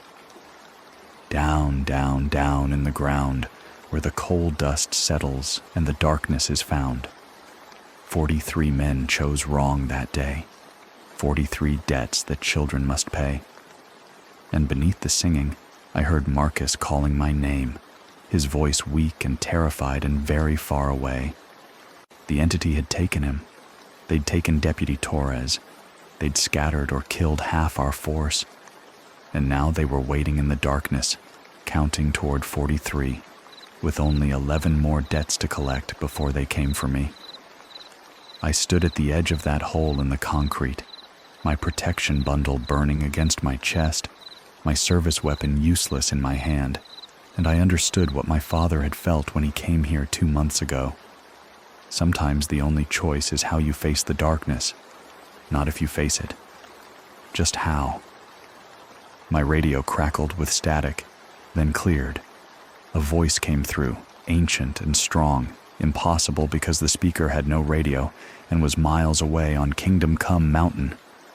Emma Blackwood. Mama Jean's voice filled my vehicle. Blood debt requires blood answer. You go alone or everyone dies. The mine remembers your name. It's been waiting 4 generations to speak it. Mama Jean, how are you? The old ways don't need radios, child. I'm speaking through the coal dust in your protection bundle, through the connection you made when you learned the binding words. Listen carefully. You must go down alone. The entity won't negotiate with anyone else. It can't. The debt is specific. Samuel Blackwood's choice. Samuel, Blackwood's bloodline. You're the 4th generation. The last one it will accept. My hands were shaking on the steering wheel. Marcus is down there, Deputy Torres, maybe others. And they'll die if you don't face what's waiting. The entity is ancient, Emma. Older than the mines, older than the mountains. It was sleeping in the deep places when the first shaft was sunk. The Blackjack disaster woke it, fed it the rage and fear of dying men. It's been counting ever since. 43 debts. It won't stop until the count is complete or the contract is broken. How do I break it? You'll know when the time comes. Trust what I taught you. Trust your blood. And Emma, remember that the entity isn't evil. It's debt made manifest. It's the weight of terrible choices given form. You can't fight it. You can only acknowledge it, respect it, and release it. The radio went dead, returning to the chaos of scattered units calling for help that wasn't coming. I looked at the hole in the concrete barrier, 4 feet wide, perfectly circular, opening into absolute darkness. From somewhere deep within, I could still hear the singing. Children's voices, and something else underneath. A sound like wind through abandoned tunnels, like the earth itself breathing. I checked my service weapon. 17 rounds in the magazine, 1 in the chamber. Useless against what waited below, but the weight was comforting. I touched the protection bundle around my neck, felt its warmth. Then I pulled my flashlight from my duty belt, took a deep breath, and stepped through the hole. The temperature dropped immediately. The concrete barrier was 3 feet thick, but the moment I passed through it, I entered a different world. The air was thick with coal dust, each breath coating my lungs with particles that tasted of ancient darkness.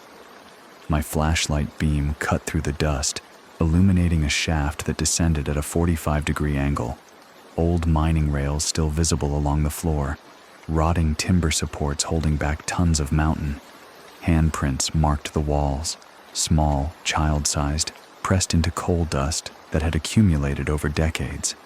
They led downward, deeper into the mountain, a trail left by 11 children who'd walked willingly into this darkness. I followed them.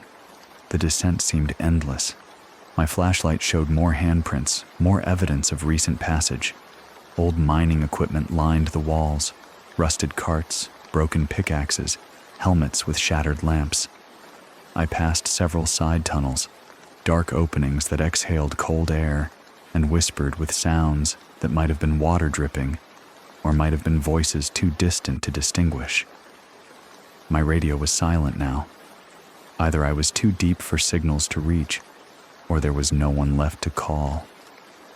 I tried not to think about Captain Hutchins, about the officers who'd scattered in pursuit, about Marcus being dragged into darkness.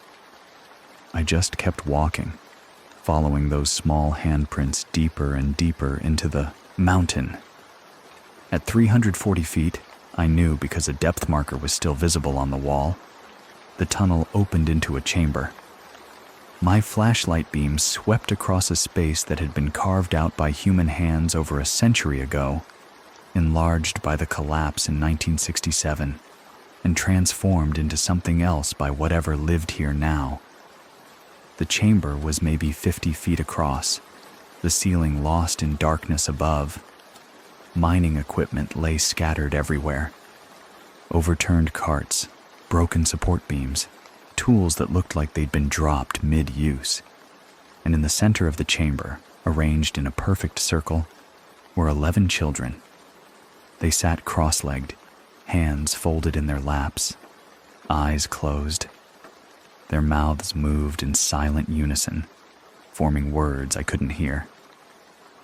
Around them, drawn in coal dust, were symbols I'd seen in Mama Jean's books, old markings that predated written language, shapes that represented debt and balance and choices that couldn't be undone.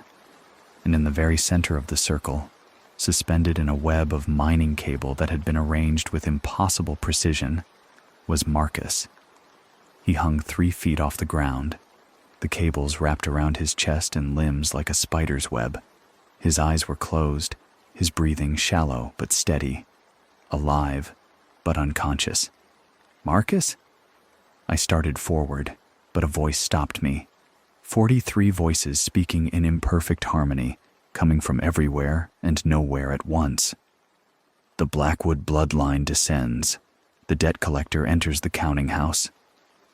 The entity emerged from a side tunnel, its 9-foot frame folding through an opening that should have been too small. It stood upright in the center of the chamber, towering over the circle of children, its patchwork coat of 43 miners' uniforms rustling with movement that had nothing to do with air currents. Its black eyes fixed on me, and I felt that cold probe again, thought fingers searching through my mind, reading my memories, my fears, my guilt. Emma Blackwood, 4th generation, last of the line that signed the contract with blood and choice. The entity tilted its head at that wrong angle. Your great-great-grandfather Samuel Blackwood stood in a shaft much like this one on October 16, 1967. The company demanded production quotas. 43 men were on the deep coal face. Samuel had to choose which men stayed to meet the quota and which men were pulled up early. He chose. 37 lived. 6 died in the initial collapse. 43 men went down because of his choice. Mathematics of meat, economics of suffering. It wasn't his fault, I said, my voice steadier than I felt. The company gave him impossible orders. The company is dust. The executives are dead. But the debt remains. 43 men died because one man chose. 43 debts must be collected to balance the scales. The entity moved closer, its limbs bending at joints that shouldn't exist. Your father understood. He came to this mine 2 months ago, offered himself as payment, but his blood wasn't the right blood. He was descended from Samuel, yes, but he wasn't the direct line supervisor, wasn't the one with the authority to make the choice. So his offering was refused, and he died anyway, heart stopped by the weight of understanding what his grandfather had done. I thought of my father clutching that drawing, dying alone at the mine entrance, trying to end a curse he couldn't even begin to understand. What are you? I asked. Demon? Ghost?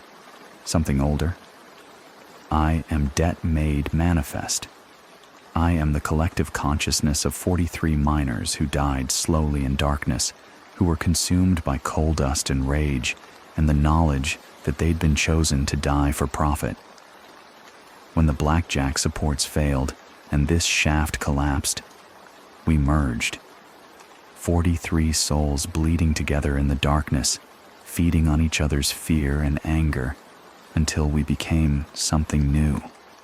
Something that remembers every injustice, every calculation of human life against mineral wealth, every choice that treats people as resources to be expended. The entity's voice shifted, became almost sad. We didn't want to be this. We wanted to go home to our families, to see our children grow up, to live the lives we'd earned with our labor. But Samuel Blackwood chose, and we stayed down while others walked into sunlight. So now we choose. 43 innocents to balance 43 men. Children taken from their families the way we were taken from ours. When the count is complete, we sleep. When the debt is paid, we rest. You're killing children to pay for a choice made by a dead man. We're not killing them. We're transforming them, making them part of us. Look at them. The entity gestured to the 11 children in their circle. They don't suffer. They don't fear. They've joined the counting, become part of the collective. They'll never know hunger or cold or the weight of impossible choices. They'll exist in the deep places forever, singing the songs of the lost. I looked at the children more carefully. Their faces were peaceful, almost serene, but their eyes, even closed, had that telltale darkness underneath the lids. Whatever they'd become, they weren't children anymore. I've come to end this, I said, to break the contract. The only way to break it is to complete it. 43 debts, 11 children taken, 31 more needed. And then you, Emma, the last Blackwood with Samuel's blood, the final payment. Offer yourself now, and we'll release your deputy. We'll release the children we've already taken. We'll sleep satisfied that the debt has been acknowledged. No. Then we'll take 31 more children. We'll pull them from their beds, lure them with promises of games in the deep places, transform them one by one until the count is complete. And when we're finished, will come for you anyway. You can't hide from death, Emma. It always finds you. The entity moved closer, and I saw details I hadn't noticed before. The coat wasn't just made from miners' uniforms. It was made from their actual flesh, preserved and stitched together with hair that still grew, fingernails that still needed to be trimmed. 43 men literally merged into one being. But there is another way, it said, its voices becoming almost gentle. An old way, the way of the 3 exchanges. If you're willing to negotiate, if you're willing to acknowledge the debt properly, we might find balance without completing the full count. What are the 3 exchanges? First exchange, acknowledgement. Say their names, all 43. Recognize the debt, honor the men who died, prove you understand what was lost. I'd memorized them from my father's research, all 43 names learned in the sleepless nights after he died. I took a deep breath and began. William Tolliver, Jack Murphy, Robert Lee Hensley, Thomas Ray Mullins, James Absher. I recited all 43 names, my voice echoing through the chamber, each name a weight added to my shoulders. When I finished, my throat was raw and my eyes were burning. The entity nodded slowly. Acknowledgement accepted. Second exchange. Respect. Offer something precious, something that represents the value of what was lost. Prove the debt matters. I reached into my pocket and pulled out 2 items I'd brought from my father's house. His sheriff's badge, worn smooth by decades of carrying, and my grandmother's wedding ring, the one my father had kept after she died, the one he'd always said he'd give me someday. I placed them at the entity's feet, in the coal dust. My father's badge. He wore it trying to protect people, trying to make up for his grandfather's choice. And my grandmother's ring. She married into the Blackwood line knowing the weight it carried. These represent 3 generations trying to acknowledge the debt. The entity reached down with one too long hand and touched the items. Respect accepted. Third exchange, choice. Blood calls blood. You can join us, become the 43rd debt, complete the count, and end the cycle. Or you can break the chain another way, but breaking it requires sacrifice equal to what was lost. What kind of sacrifice? Send us one more child, any child. Let us complete the transformation on one more innocent. Then we'll have 33 total, and the debt will be close enough to satisfy that we can sleep. You walk away. Your deputy walks away. The 11 children remain, but no more will be taken. It's a mercy, Emma. One child's consciousness merged with ours versus 31 children stolen from their families. The temptation was real. One child for 31. One sacrifice to end the cycle. I could find a child nobody would miss, a foster kid in the system, someone already broken by life. It would be kinder than what they'd face in the world above, and Marcus would live. The other children would be safe. I almost said, yes. Then I thought of my father, offering himself even though his blood was wrong, trying to end it the right way, dying with his eyes open, terrified, but determined. No, I said. The debt was paid when my father came to you. He wasn't the right blood, but he tried. He offered everything he had. That should have been enough.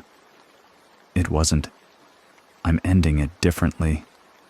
I pulled out the protection bundle, opened it, let the blessed coal dust spill into my palm. Mama Jean taught me the binding words. She taught me that debts can be released, not just paid, that cycles can be broken, not just completed. I walked to the circle of children, stepping carefully over the symbols drawn in coal dust. The entity watched but didn't stop me. I began pouring the blessed coal dust in a new circle, around Marcus and the children, speaking as I moved. By iron and salt, by tears and coal, by blood that signed and blood that breaks. Stop. The entity's voices held warning now. You don't understand what you're invoking. I understand perfectly. You're not demons. You're not evil.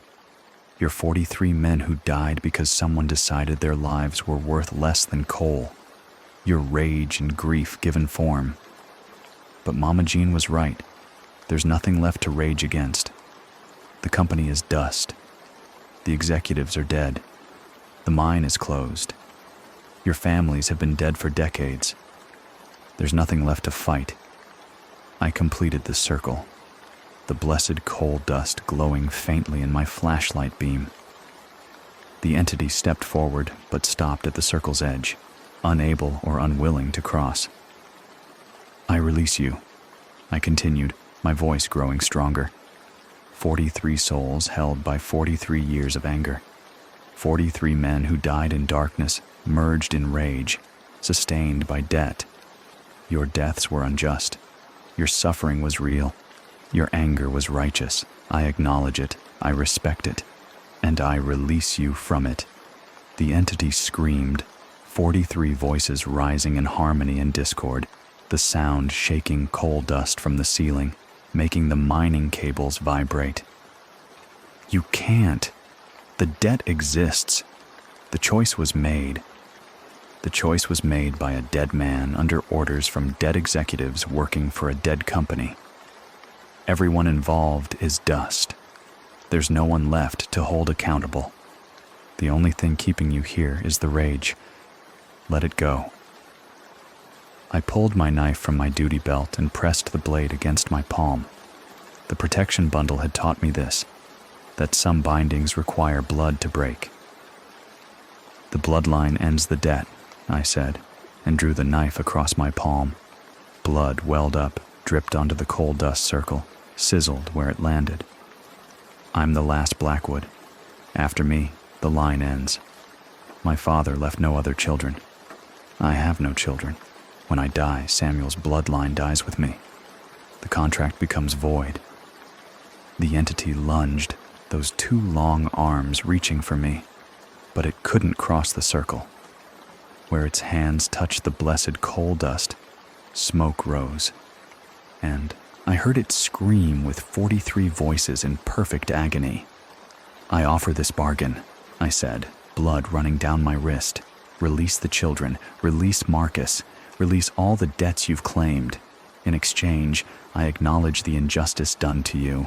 I recognize that 43 men died because of choices made by men who valued profit over life. I name that wrong. I witness your suffering, and I release you to sleep. No more counting, no more transformations, no more rage. Just rest. The kind of rest you were denied when you died in the darkness.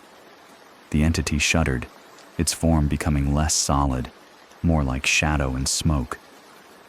4 generations. We've waited 4 generations for a Blackwood to understand, to acknowledge, to release, rather than resist. I'm sorry, I said, and I meant it. I'm sorry for what happened to you. I'm sorry my great-great-grandfather made that choice.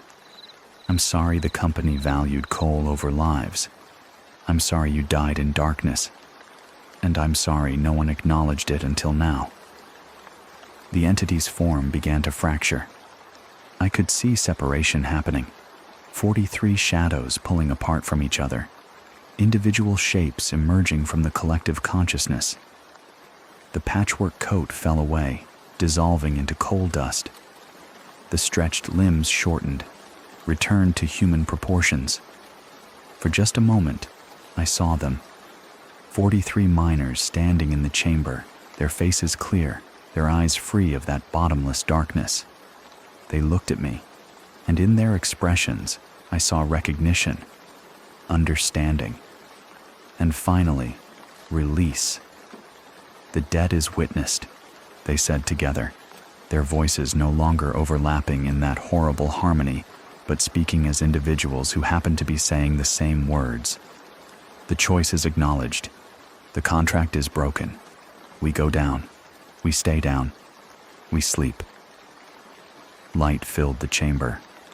Not my flashlight, but something that came from within the coal dust itself, from the blessed materials Mama Jean had prepared, from the blood I'd offered to break the cycle. It was brilliant white, blinding, pure. The 43 shadows dissipated in that light, spreading out and down, sinking into the coal seams that ran through the chamber floor, returning to the deep places, but this time to rest, not to rage. The light faded. The chamber was dark again except for my flashlight. The 11 children collapsed as one, falling sideways but breathing normally, their eyes fluttering open, brown and blue and green, human colors returning. The mining cables holding Marcus unraveled, dropping him gently to the ground. He coughed, opened his eyes, looked at me with confusion and relief. "Emma? What? Where?" "It's over," I said, my legs suddenly weak, my body shaking with delayed adrenaline. "The debt is paid. The cycle is broken. We can go home." The children were waking up, confused and frightened but alive, human, free of whatever had been inside them. I gathered them close while Marcus got his bearings, and together we began the long climb back to the surface, back to the light, back to a world where the weight of 4 generations had finally been lifted. The climb back took an hour. The children were weak, disoriented, clinging to Marcus and me as we guided them up through 340 feet of darkness. My palm throbbed where I'd cut it, blood soaking through the bandana I'd wrapped around the wound.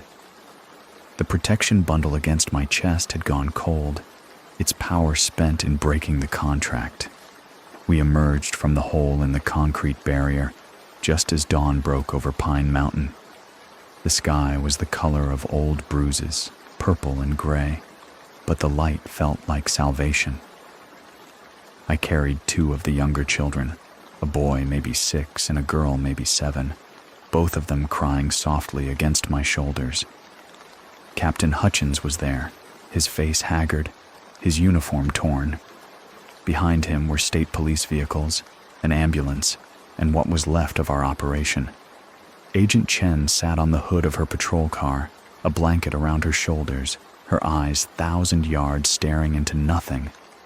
3 other officers were receiving medical treatment for minor injuries. "Sheriff," Hutchins said, his voice breaking, "the children, you got them all?" "All 11.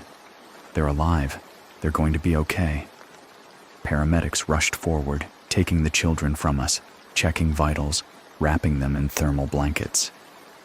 The children couldn't explain where they'd been or what had happened. Their memories stopped at the moment they left their homes and picked up again in the mine shaft chamber, 340 feet underground. Everything in between was darkness. Marcus collapsed against the side of my vehicle, his face pale, but his eyes clear. Did that really happen? Or did I hallucinate the whole thing? "It happened," I said quietly. "All of it." Agent Rodriguez appeared, limping slightly, his jacket missing. "We found Deputy Torres's vehicle in the creek. No body. We found Trooper Williams's car wrapped around a tree on 421. No body. We found..." He stopped, swallowed hard. "We found 7 vehicles total, all crashed or abandoned. No bodies. It's like the officers just vanished." "They'll come back," I said, though I wasn't sure I believed it. "Give them time. Whatever took them, it's gone now." The FBI spent the next 3 days interviewing everyone involved. They built a narrative that made sense to people who didn't believe in entities made from collective consciousness or debts that passed through bloodlines. Cult activity. 3 disturbed individuals who'd kidnapped 11 children and held them in an underground chamber. The children escaped during a law enforcement operation. The suspects died of cardiac arrest during the confrontation, stress-induced, simultaneous heart failure, a medical anomaly, but not impossible. They found the bodies of Dorothy Kearns, Raymond Pike, and Sarah Beth Goins at the mine entrance, arranged in a circle, their eyes open and staring at nothing. The medical examiner's report said cardiac arrest for all three, death occurring at approximately the same moment I'd broken the contract 340 feet below. The 7 missing officers returned over the next week. They appeared in different locations, standing by the side of Highway 421, walking out of the forest near the blackjack site, sitting in church pews where they'd gone as children. None of them remembered what happened after the children surrounded them. They just remembered darkness and singing, and then waking up in daylight with no sense of how much time had passed. Deputy Torres was found 3 days later, sitting on a bench outside the station, his uniform covered in coal dust, but otherwise unharmed. He resigned the next day and moved to Louisville. Didn't even clean out his desk, just left. Mama Jean came to see me on the 4th day. I was at my father's house, packing his belongings, finally able to face the task of closing up his life. She walked in without knocking, carrying a basket of herbs and baked goods. "You broke it clean," she said without preamble. "First time in 4 generations, someone chose different. Your great-great-grandfather tried to resist the debt. Your grandfather tried to ignore it. Your father tried to substitute himself. But you acknowledged it, respected it, and released it. That's the old way, the true way. I didn't know if it would work. You had faith. That's what matters in the deep places. Faith and blood and the willingness to witness suffering without continuing it." She set the basket on the kitchen table. The word spread. Elders across eastern Kentucky know what you did. They want to meet you. Why? Because you're not the only one dealing with debts that run through bloodlines. Coal mining destroyed hundreds of families across Appalachia, created thousands of debts, curses, weights that pass from generation to generation. Most people just live with them, accept them as part of mountain life. But some of us try to break them, try to release people from cycles they didn't create. She pulled a new protection bundle from her basket, larger and more complex than the first. This one's stronger, made by 12 elders from 12 counties. You're going to need it. For what? For the work. You've proven you can walk between worlds, Emma. Navigate the space between debt and release. There are other minds, other debts, other entities that need witnessing. You're a sheriff now. That means you protect people from all threats, not just the ones that show up in criminal codes. 3 months later, I stood in front of the Harlan County Courthouse while the county judge administered the oath officially appointing me sheriff. Captain Hutchins had retired. The operation at Blackjack had been his last case, and he said he'd seen enough for one lifetime. The ceremony was small, mostly county officials and law enforcement from surrounding areas.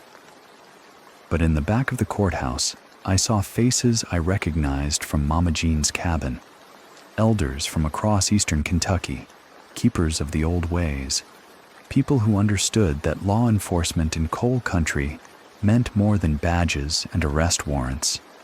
After the ceremony, they gathered around me quietly.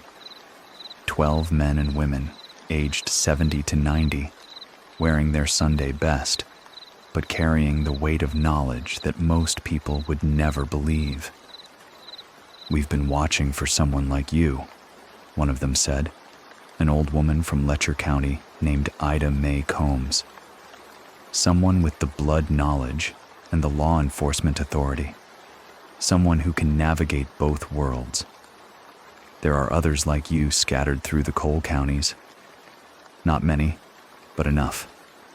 We help each other, share information, deal with things that cross boundaries. They gave me phone numbers, addresses, contact information for people across Appalachia, who understood that the mountains held more than coal and timber, that the deep places remembered everything, every injustice, every violence, every debt unpaid. That evening, I drove to the cemetery where my father was buried. His headstone was simple granite, his name and dates and the words, "Beloved Father." I sat on the grass next to it and finally understood what he'd been trying to do. He'd gone to the Blackjack mine entrance hoping his death would satisfy the debt. He'd offered himself as payment, trying to spare me and end the cycle. But he didn't know the ritual, didn't understand that breaking the contract required acknowledgement and respect and release, not just sacrifice. So he died terrified and empty-handed, clutching a drawing that promised the debt would continue. "I finished it, Daddy," I told the headstone. "No more children, no more debt. The contract is broken. You can rest now."